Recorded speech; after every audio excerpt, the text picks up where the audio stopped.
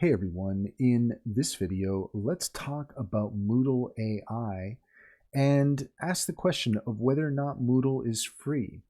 In order to do so, here we are at moodle.org. And if you're unfamiliar with Moodle, it is an open source learning platform where you can essentially create courses using Moodle and using AI in order to develop your courses.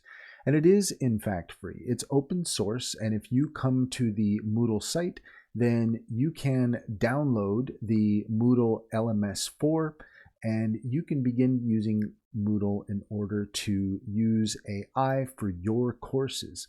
So that's really quite powerful. And if you want to come to moodle.org and download the Moodle LMS, then you can go ahead and do that, and you can start setting up your course. And that's all there is to it. If you found this video helpful, please leave a comment and like and subscribe for more helpful tips.